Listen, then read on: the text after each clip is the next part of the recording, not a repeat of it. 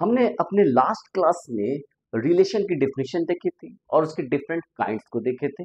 Reflexive relation क्या होता है, सिमेट्रिक क्या होता है, एसिमेट्रिक रिलेशन क्या होता है, एंटीसिमेट्रिक क्या होता है और ट्रांजिटिव रिलेशन क्या होता है। इसके बाद हमने कहा था कि हम इक्विवेलेंस रिलेशन के ऊपर एक अलग क्लास रखेंगे और आज की क्लास इक्विवेलेंस रिलेशन के ऊपर है। इक्विवेलेंस रिलेशन की क्लास में आज की क्लास में हम इन 5 टॉपिक को कवर करेंगे। सबसे पहले हम पढ़ेंगे definition with example. Equivalence relation को डिफाइन करेंगे और उसके कुछ एग्जाम्पल्स देंगे। उससे रिलेटेड एक थ्योरम है, एक सिंपल सा थ्योरम है, उसे भी हम स्टेट करेंगे। उसके बाद इक्विवेलेंस रिलेशन से रिलेटेड एक टॉपिक है विच इज इक्विवेलेंस क्लास, उसे हम देखेंगे कि इक्विवेलेंस क्लास क्या होता है। उसके बाद नेक्स्ट जो टॉपिक होगा वो पार्टीशन का होगा और उसके बाद होगा fundamental theorem of equivalence relation और हम एंड करेंगे बेल नंबर से। बेल नंबर का सिग्निफिकेंस क्या है इस थ्योरम के बाद हम उसे भी देखेंगे। तो स्टार्ट करते हैं डिफिनीशन विद एग्जांपल्स। तो सबसे पहले क्या होता है इक्विवेलेंस रिलेशन। इक्विवेलेंस रिलेशन में हमने देखा था कि रिलेशन, हम किसी सेट के ऊपर जब रिलेशन की बात करते हैं तो कहेंगे R is a relation on a set A. इसका मतलब है R is a subset of A cross A. यदि हम कहेंगे R is a relation from A to B, then कहते हैं कि R is a subset of A cross B. तो यहाँ पर हम एक सेट ए ले रहे हैं, उसके ऊपर रिलेशन डिफाइन कर रहे हैं और उस सेट के ऊपर हम इक्विवेलेंस रिलेशन की बात करते हैं। तो हमें एक सेट कंसिडर करना पड़ेगा। Let A B a set and R be a relation on A। ये A के ऊपर एक रिलेशन है। हमें जो नेक्स्ट एज्यूम करना है इस ये जो रिलेशन R है उसको हम कब कहेंगे इक्विवेलेंस रिलेशन है। the relation R is called an equivalence relation, an equivalence relation if first R is reflexive, second R is symmetric and third R is transitive। Reflexive करने का मतलब है x, x belongs to R for all x belongs to A। Symmetric करने का मतलब है if x y belongs to R implies y x belongs to R। and third if x y y z belongs to R then x z belongs to R. हमने अपने previous class में इन तीनों के examples के साथ देखे थे। तो ऐसा रिलेशन जो कि रिफ्लेक्सिव भी हो, सिमेट्रिक भी हो, ट्रांजिटिव भी हो, तो उस रिलेशन को हम इक्विवेलेंस रिलेशन कहते हैं। एग्जांपल्स के ऊपर आते हैं। एग्जांपल्स में बहुत सारे एग्जांपल्स हैं। एक एग्जांपल हम यदि ले पैरेलल लाइंस के ऊपर, हम ये प्लेन मान लेते हैं और प्लेन के ऊपर जो पैरेलल लाइंस है, रिलेशन मतलब एक लाइन दूसरे लाइन के पैरेलल होगी, L1 is parallel to L2। तो ये जो पैरेललिज्म का जो रिलेशन है कि L1 और L2 एक दूसरे के पैरेलल है, तो ये जो रिलेशन है इसे हम ये रिलेशन जो है ये तीनों रिलेशन को सेटिस्फाई करता है क्योंकि L1 खुद के पैरेलल होता है और यदि L1 L2 के पैरेलल होगा ये इंप्लाई करेगा L2 is parallel to L1, यानी L1 यदि L1 के पैरेलल है यानी कि L1 L1 belongs to R। और यहाँ पर ये क्या कर रहा है, यदि L1 L2 बिलोंग कर रहा है R के, इम्प्लाइज L2 L1 भी R के अंदर बिलोंग करे क्योंकि यदि L1 L2 के पैरेलल होगा तो L2 L1 के पैरेलल होगा। और तीसरा यदि L1 parallel to L2 and L2 is parallel to L3, this implies L1 is parallel to L3, यानी ट्रांजिटिव भी ये हो गया। तो ये जो रिलेशन है एक बहुत ही सिंपल सा एग्जांपल है। ये एग्जांपल हो गया relation of parallelism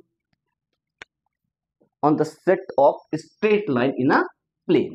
हमने एक सेट लिया ए एग्जाम्पल लेते हैं, example number 1, A is equal to set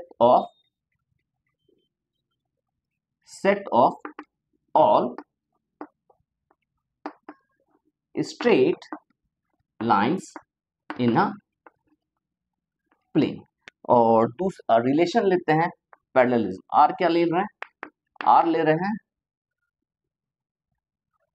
two lines L1 and L2 are related with R if they are parallel। तो ये पैरेललिज्म का रिलेशन है, तो हम यहाँ पे देखेंगे then here clearly R is reflexive, symmetric and transitive, hence R is an equivalence relation। ये तो इक्विवेलेंस रिलेशन का एक सिंपल सा एग्जांपल हो गया। तो ये एक एग्जांपल हो गया। कुछ दूसरा एग्जांपल लेते हैं। एक रिलेशन हम डिफाइन करते हैं कॉन्ग्रुएंस मॉडुलो एम। ये क्या होता है वो हम देखते हैं। यह है कॉन्ग्रुएंस मॉडुलो एन। अब A is congruent to B mod n, इसका मीनिंग होगा if and only if n divides A minus B। यदि n A minus B को डिवाइड करेगा मतलब A B के कॉन्ग्रुएंट है मॉडुलो n। इसको बोलते हैं, इस रिलेशन को बोलते हैं कॉन्ग्रुएंस मॉडुलो n। लिखने का तरीका इस तरह से A is congruent to B mod n। अब ये जो रिलेशन है ये क्या कर रहा है, यदि n डिवाइड करेगा A minus B को, इसको क्या पढ़ते हैं n divides A minus B। इसका मतलब नहीं है n upon A minus B, इसका मतलब है n divides A minus B। हम अपॉन को generally n A minus B ऐसे लिखते हैं। ये सीधी लकीर है, वर्टिकल लाइन है और इसको हम n डिवाइड्स पढ़ते हैं। तो ये जो रिलेशन है ये रिलेशन सेट ऑफ इंटीजर्स के ऊपर लेते हैं। हमारा जो क्या हो गया सेट, क्या लेते हैं सेट, ये हो गया सेट ऑफ इंटीजर्स। और हमने रिलेशन लिया R जो है R subset of Z cross Z defined as A is related with B if and only if A is congruent to B mod n। n की जगह हम कुछ भी लिख सकते हैं। n की जगह सपोज कीजिए हमने 5 लिया, A is congruent to B mod 5। अब इस केस में एक एग्जांपल, इसको हम देखते हैं कि इक्विवेलेंस रिलेशन है या नहीं। तो हम एक्सप्लेनेशन करते हैं कि ये इक्विवेलेंस रिलेशन है। तो वी ऑब्जर्व द फॉलोइंग। क्या हम ऑब्जर्व कर रहे हैं, पहला R इज रिफ्लेक्सिव। क्यों, अब देखेंगे for all A belongs to Z, Z का कोई भी एलिमेंट A लेते हैं A minus A is equal to 0। A को A में से घटाएंगे 0 होगा एंड 5 डिवाइड 0, 5 0 को डिवाइड करता है, that is 5 divides A minus A for all A belongs to Z। This implies A is congruent to A mod 5। इसका मतलब क्या है, R is रिफ्लेक्सिव। R क्या हो गया, रिफ्लेक्सिव हो गया। A से कॉन्ग्रुएंट है for all A belongs to Z।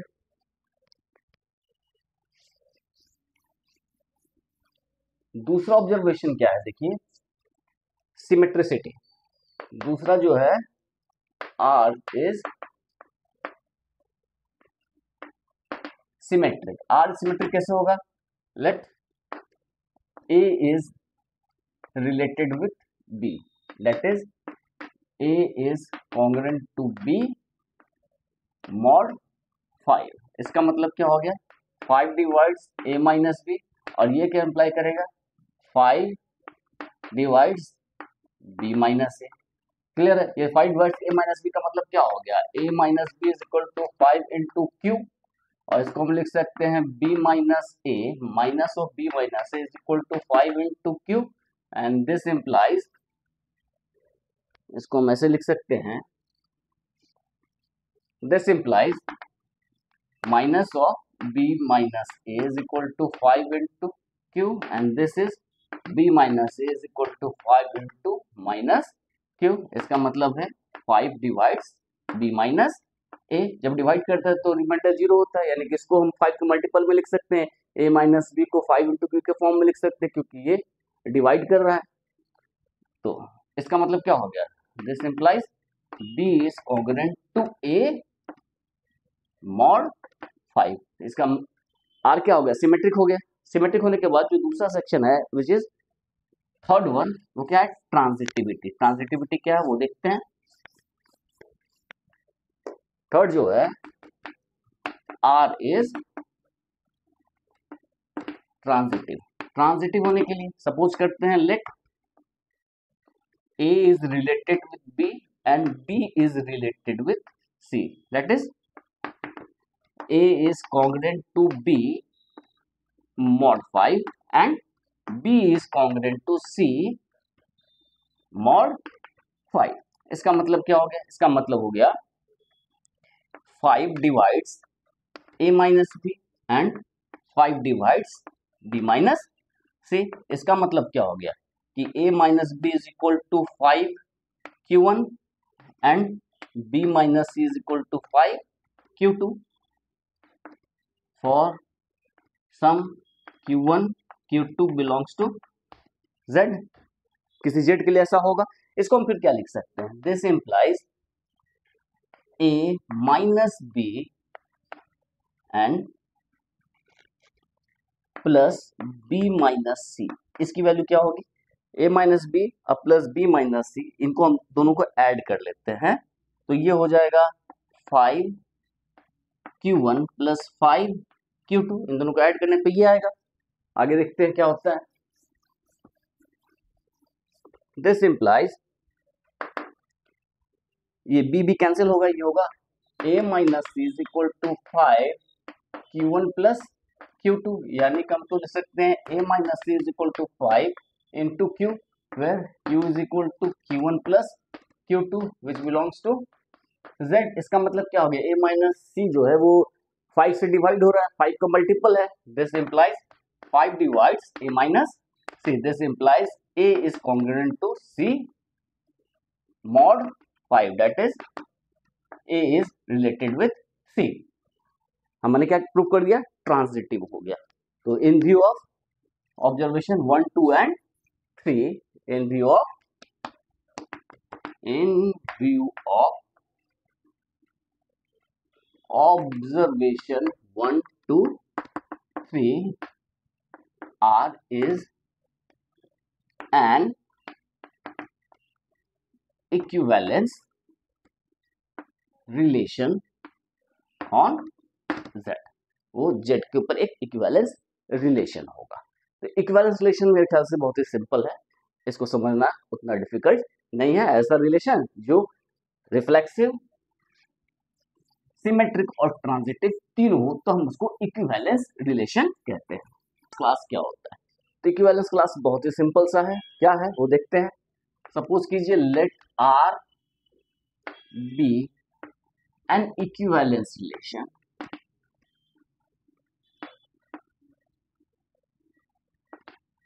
Relation on a set A. यहाँ पर खास बात है, हमने लिखा R be an equivalence relation on a set A. इसका मतलब है सेट ए के ऊपर एक से ज्यादा इक्विवेलेंस रिलेशन हो सकते हैं। यदि सेट फाइनाइट हो तो उसके ऊपर जो नंबर ऑफ इक्विवेलेंस रिलेशन होंगे which is equal to the Bell number, यदि n है तो bn हो जाएगा।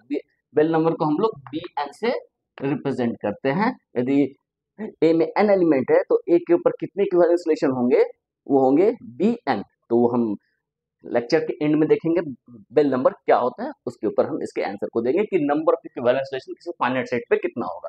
तो यहाँ n इसलिए कहा गया कि ये कोई भी हो सकता है, किसी पर्टिकुलर किसी arbitrary relation, arbitrary equivalence relation के ऊपर हम वर्क कर रहे हैं। Let R be an equivalence relation on a set A। The equivalence class for any A belongs to A, the equivalence class of A is represented by this and is and defined by, कैसे define करते हैं हम, ए को define करते हैं x belongs to A such that x is related with A। मतलब equivalence class of A जो है वो उन एलिमेंट्स का कलेक्शन है जो A से रिलेटेड है इस रिलेशन R से। तो वो हो गया इक्विवेलेंस क्लास ऑफ A, ये एक इक्विवेलेंस क्लास हो गया। तो इसके ऊपर एक रिजल्ट है, रिजल्ट क्या है लिखते हैं।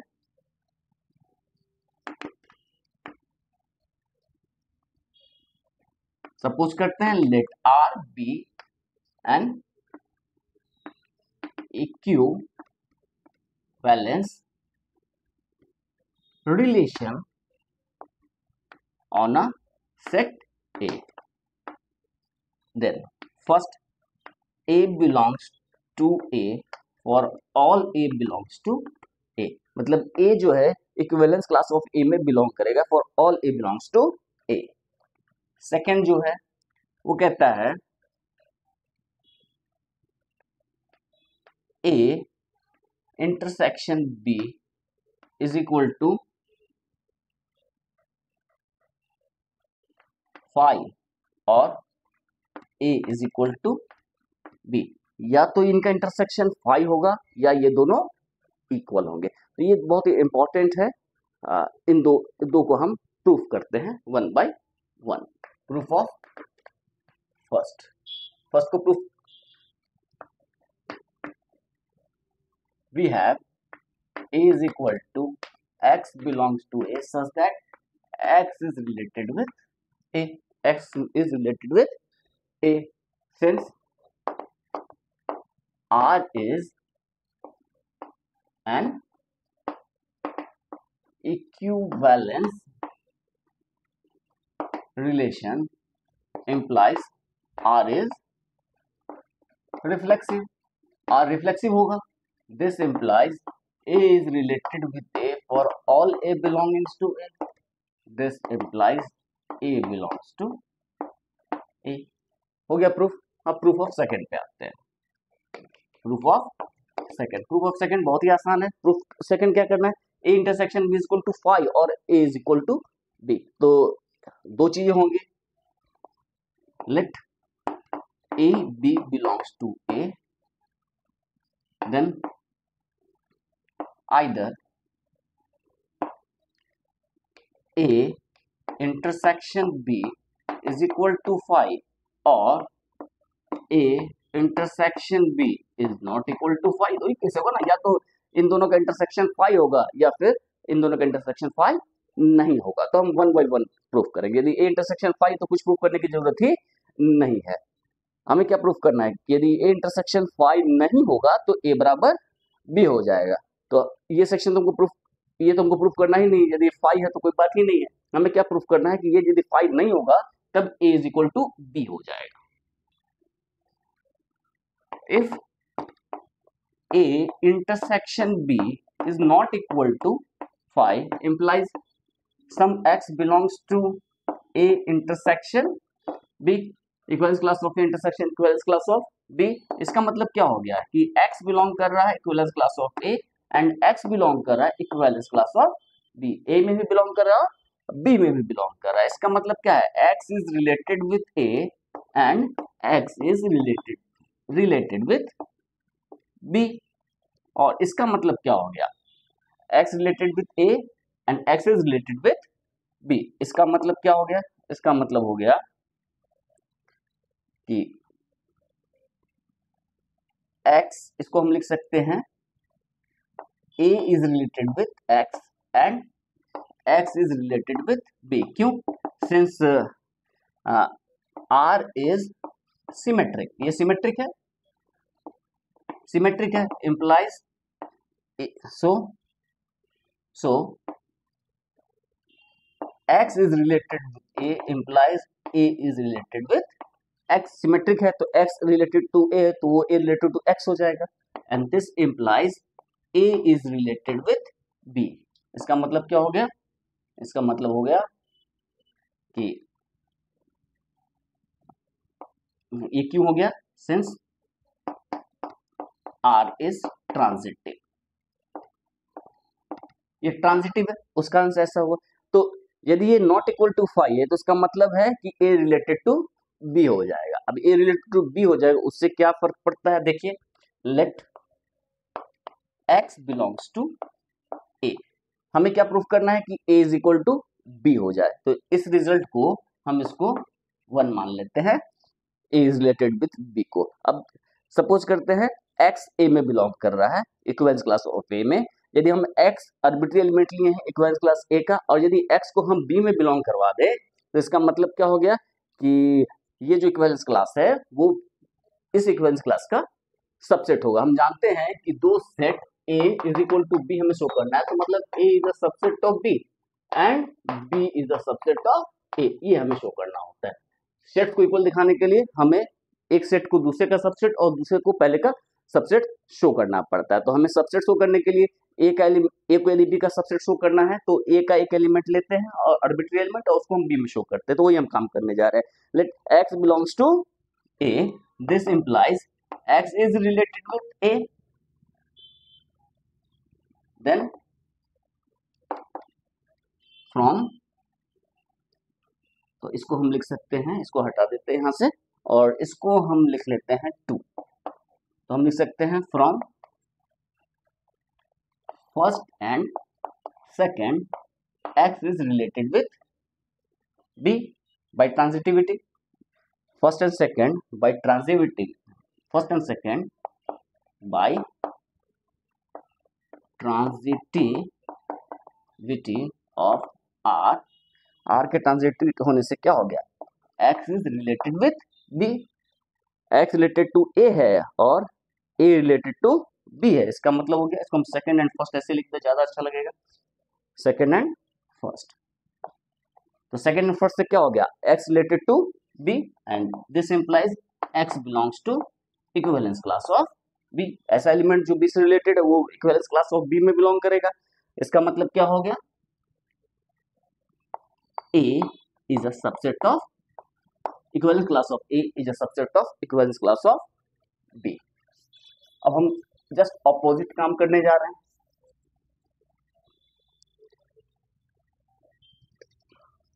Again let x belongs to equivalence class of b। इसका मतलब क्या होगा, this implies x is related with b। ठीक है, ऐसे हम 3 एज्यूम कर लेते हैं। हम लिख सकते हैं from first by symmetricity, by symmetricity of r। Symmetricity of r क्या कहता है कि यदि a रिलेटेड विद b है, r इक्विवेलेंस रिलेशन, तो b भी a से रिलेटेड होगा, r b is related with r। इसको हम मान लेते हैं 4। तो from third and fourth and by transitivity of r we have, क्या होगा, ट्रांजिटिविटी से x related to b, b is related with a, यानी कि x is related with a। इसका मतलब है x belongs to equivalence class of a। यदि x is related है तो x को इक्विवेलेंस क्लास ऑफ a में बिलोंग करना पड़ेगा। तो this implies B is a subset of AQ, क्योंकि X क्या हमने आर्बिट्री एलिमेंट माना था। तो हम क्या लिख सकते हैं, हेंस तो इसको हम मान लेते हैं, हमने 1 2 3 4 मान लिया है, तो इसको हम स्टार मान लेते हैं और इसको हम हैश मान लेते हैं। तो from star and hash A is equal to B। तो हमने प्रूफ कर लिया। हमें क्या करना था, यदि इनका इंटरसेक्शन 5 नहीं है तो A बराबर B होगा। तो हमने ये रिजल्ट प्रूफ कर दिया। अब हम आते हैं एक सिंपल सा थ्योरम जो इक्विवेलेंस रिलेशन के ऊपर है। यदि हमारे पास दो इक्विवेलेंस रिलेशन है, अभी हमने जिक्र किया था कि इक्विवेलेंस रिलेशन किसी सेट के ऊपर एक से ज्यादा हो सकते हैं, कितने होंगे वो हम fundamental theorem of equivalence relation के बाद उसका जिक्र करेंगे। हम जो है ये हम कह सकते हैं कि एक सेट के ऊपर जो इक्विवेलेंस रिलेशन होंगे वो बेल नंबर से रिप्रेजेंट करेंगे, और यदि इसमें एक से ज्यादा एलिमेंट है किसी सेट में, यदि इसमें दो एलिमेंट है तो उसमें एक से ज्यादा इक्विवेलेंस रिलेशन जरूर होंगे, वो हम देख लेंगे। Let R1 and R2 be any two equivalence relation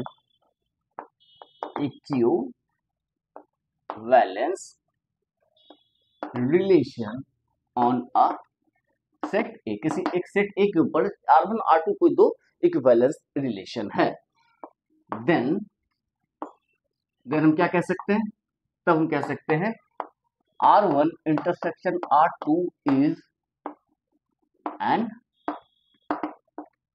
equivalence relation on A, and the second one is R1 union R2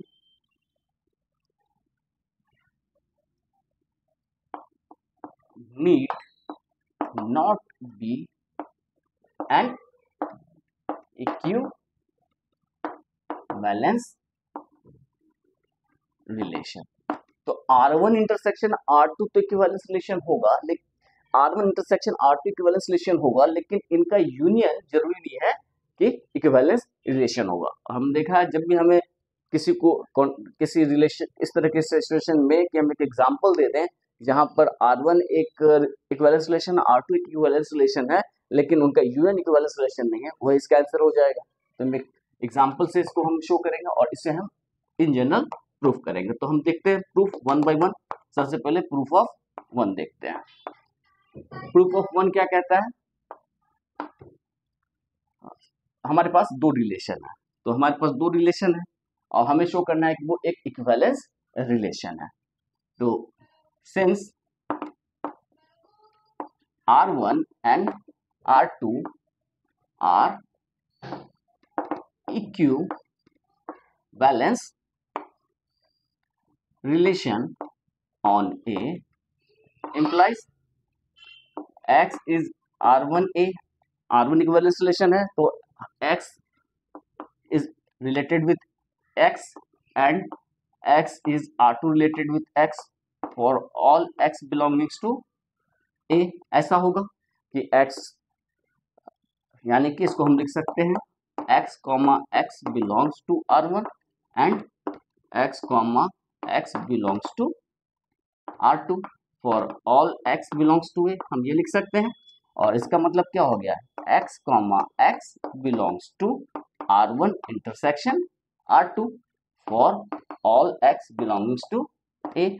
इसका मतलब क्या हो गया, R1 intersection R2 is reflexive। R1 intersection R2 क्या हो गया, रिफ्लेक्सिव हो गया। रिफ्लेक्सिव होने के बाद जो दूसरा है वो है सिमेट्रिक कंडीशन। तो दूसरा कंडीशन क्या है, हम सिमेट्रिसिटी देखते हैं। सिमेट्रिसिटी में क्या है, हम प्रूफ ऑफ फर्स्ट कर रहे हैं और इसमें ऑब्जर्वेशन वन है, ये है ऑब्जर्वेशन वन, ये ऑब्जर्वेशन टू एज्यूम करते हैं। तो हमें शो करना है कि suppose suppose x, y belongs to R1 intersection R2। यदि x, y R1 intersection R2 में बिलोंग कर रहा है, यानी x is related with R1 intersection R2 y, तो हमें शो करना है कि वो y is related with x, ये भी हमें शो करना है। तो हम इसको क्या लिख सकते हैं, this implies x, y belongs to R1 and x, y belongs to R2। क्यों? क्योंकि R1 और R2 इंटरसेक्शन में बिलोंग कर रहा है, तो दोनों में बिलोंग करेगा। इसका मतलब क्या है, yx belongs to R1 and yx belongs to R2। ऐसा क्यों? क्योंकि R1 and R2 are symmetric, since R1 and R2 are symmetric. ये सिमेट्रिक इसलिए ऐसा होगा। इससे हमें क्या निकला, इसका मतलब वो इंटरसेक्शन में बिलोंग कर रहा है। This implies yx belongs to R1 intersection R2 implies R1 intersection R2 is symmetric. Symmetric हो गया। अब हमें क्या करना है, ट्रांजिटिव। ट्रांजिटिव बहुत आसानी से प्रूफ हो जाएगा। देखते हैं, ऑब्जर्वेशन, ऑब्जर्वेशन 3 कहता है let x y y z belongs to R1 intersection R2।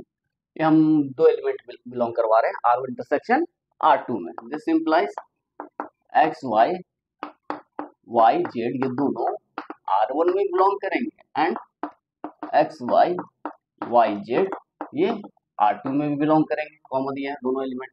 This implies y z belong x z belongs to R1 and xz belongs to R2। क्यों? क्योंकि R1 R2 क्या है, ट्रांजिटिव है। R1 R2 आर ट्रांजिटिव, और this implies xz belongs to R1 intersection R2। इसका मतलब क्या हो गया, R1 intersection R2 is transitive. तो in view of first, second and third, R1 intersection R2 is an equivalence relation. ये last में हम रिजल्ट लिख सकते हैं। तो ये हमने सिंपली प्रूफ कर दिया कि R1 इंटरसेक्शन R2 भी एक इक्विवेलेंस रिलेशन होगा if R1 R2 is an equivalence relation. अब हम आते हैं अपने दूसरे रिजल्ट के ऊपर, union of equivalence relation need not be an equivalence relation. तो हम एक एग्जांपल देते हैं जहाँ पे दो इक्विवेलेंस रिलेशन लेते हैं और उनका यूनियन जो है वो इक्विवेलेंस रिलेशन नहीं होगा। तो कंसिडर करते हैं, एक सेट लेते हैं, सेट लेते हैं 1 2 3, और इसके ऊपर दो रिलेशन हम इक्विवेलेंस रिलेशन डिफाइन कर रहे हैं। एक डिफाइन कर रहे हैं 1 1 इक्विवेलेंस होगा तो इसे सिमेट्रिक होना पड़ेगा और रिफ्लेक्सिव होना पड़ेगा। तो 1 1 2 2 3 3, और उसके बाद इसे ट्रांजिटिव भी होना पड़ेगा। तो अब सिमेट्रिक भी होगा तो 1 2 मान लेते हैं, तो 1 2 और 2 1 भी इसमें बिलोंग करना पड़ेगा, ये हम मान लेते हैं। और दूसरा हम R2 एज्यूम कर रहे हैं, इसमें भी 1 1 2 2 3 3, और इसमें हम मान लेते हैं 1 3 2 3 एंड 3 2। तो 2 2 2 3 2 3 है और 2 3 3 2 2 2 है। तो ये जो है रिफ्लेक्सिव भी है, ट्रांजिटिव भी है और सिमेट्रिक भी, ये तीनों प्रॉपर्टी को सेटिस्फाई कर रहा है। तो R1 R2 it can easily be checked that R1 and R2 are equivalence relation, equivalence relations। ये बहुत आसानी से चेक कर सकते हैं। Here R1 यूनियन R2, ये क्या होगा, R1 यूनियन R2 इज 1 1 2 2 3 3, इसके बाद क्या हो जाएगा 1 2 2 1 2 3 3 2, ये हो जाएगा इन दोनों का यूनियन, यही हो जाएगा R1 यूनियन R2 का here. But R1 union R2 is not